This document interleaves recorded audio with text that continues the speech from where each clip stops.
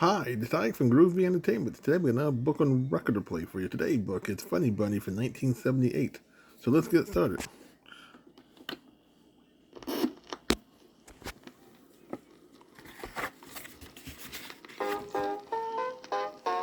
Have you heard a good book today? Magic Media shows the way. Come along, listen and look to a Magic Media talking book. Turn a page and hear the band. You're in Magic Media land, where you hear the children say, have you heard a book today?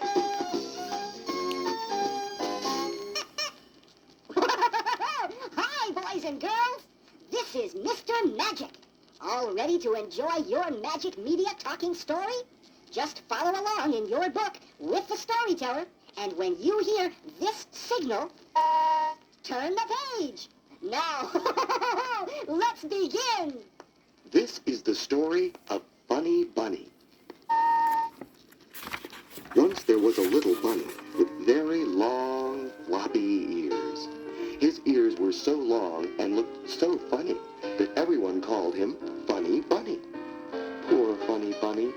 He could hardly walk without tripping over his ears. Sometimes, when he drank at the brook, his ears fell into the water and got soaking wet. One day, when Funny Bunny was walking in the forest, his ears got caught in a thicket. No matter how hard he tried, he could not free himself. Help! Help! He cried. Two bluebirds heard him calling and flew from their nest to see what was the matter. They grasped Funny Bunny's ears in their beaks and gently lifted them from the thicket. As Funny Bunny walked home, the birds flew above him and held his ears high in the air so that he wouldn't trip and fall. When the animals in the forest saw Funny Bunny's ears sticking straight up, they laughed and laughed. Even Funny Bunny's sisters and brothers could not stop giggling when he walked by. Funny Bunny was very unhappy. It was bad enough having strange-looking ears, but it was much worse being laughed at, especially by his brothers and sisters. That night, after everyone had gone to bed, Funny Bunny decided to run away. He packed some carrots into a small cloth bag, then jumped out of the bedroom window and made his way down the narrow path that led to the forest. Funny Bunny had never been in the forest at night. It was cold and dark, and everywhere he turned, he heard strange noises. Twice he tried to go back home, but he couldn't find the right path. He wished that he had stayed in his nice warm bed. Tired and frightened, he sat down on a tree stump and started to cry. Who is there? Said a voice in the darkness. Funny Bunny looked up and saw a large owl staring down at him. I'm Funny Bunny, and I'm running away from home, he said. Why are you running away? Asked the owl. Funny Bunny said tearfully. Everyone laughs at me because I have such long, funny ears. The wise old owl replied, But I think your ears are quite handsome. They make you a very special little bunny. With such long ears, you can hear better than anyone else in the forest.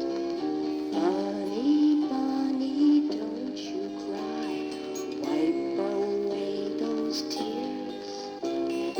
Always hold your head up high and be proud of your handsome ears. Funny Bunny smiled and dried his tears. Then he laid down on a pile of leaves and soon fell fast asleep. It was almost daybreak when Funny Bunny awoke. In the distance, he heard a loud crash of thunder. Then he heard a sound that made him tremble with fear. He listened again very carefully. Then he called to the owl, who was still sleeping soundly. Wake up! Wake up! Who is calling me? Asked the sleepy owl. It's me, Funny Bunny. You must get out of bed quickly. There's a fire in the forest. I don't see any fire, said the owl, and I can see better in the dark than anyone in the forest. But there is a fire, insisted Funny Bunny. I heard it with my own ears. So the owl flew high up in the sky and saw smoke filtering through the trees. You're right. I can see it now. Hurry. We must warn the other animals. Funny Bunny raced through the forest, calling as loud as he could. Wake up and run to the clearing. The forest is on fire. One by one, the animals awoke and ran to the large clearing on the other side of the brook. Funny Bunny waited until he was sure that all of the animals were safely out of the forest. Then he swam across the brook to the clearing. When the animals saw him coming, they shouted and cheered. Hooray for Funny Bunny, our hero! No one was prouder of Funny Bunny than his brothers and sisters. They formed a circle around him and danced and sang. Somehow, his ears didn't look funny anymore, and they never laughed at him again. Funny Bunny, now we know your ears aren't all that bad. We love you just the way you are. You're the best friend we ever had.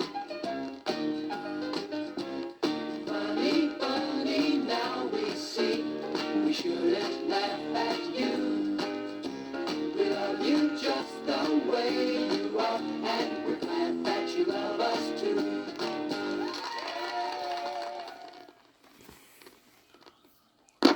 So that was Funny Bunny for 1978. So if you like, subscribe, share, and comment, and have a good every day. Our next book will be